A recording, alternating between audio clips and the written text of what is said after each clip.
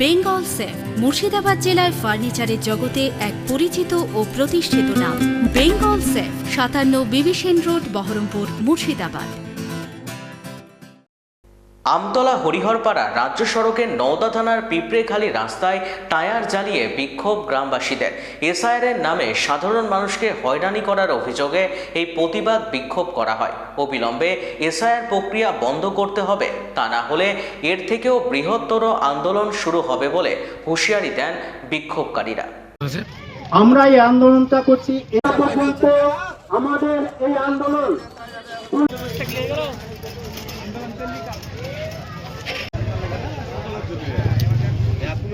আড়াই মাসের মধ্যে সম্পন্ন হওয়ার কথা ছিল।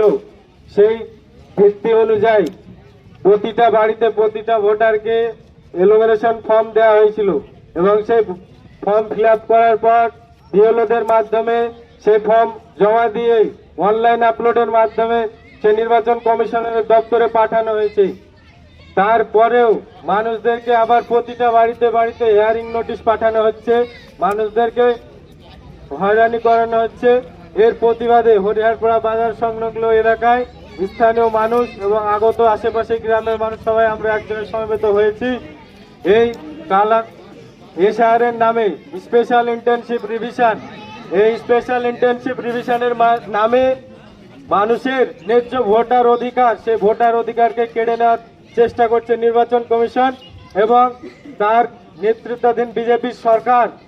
এবং আমরা এখান থেকে স্পষ্ট বার্তা দিতে চাই যে নির্বাচন কমিশনার জ্ঞানেশ কুমার এবং ভারতের বিজেপি পার্টি, সেই পার্টি এত অশুভ আতাত সে অশুভ আতাত যাতে দ্রুত ধ্বংস হয়, সেই প্রচেষ্টাতে আমাদের আন্দোলন আমরা আরো দীর্ঘ থেকে দীর্ঘগামী করব এবং এসআইআরের যে কাজ, সেই কাজ অতি দ্রুত নির্ভুলভাবে সম্পন্ন করতে হবে।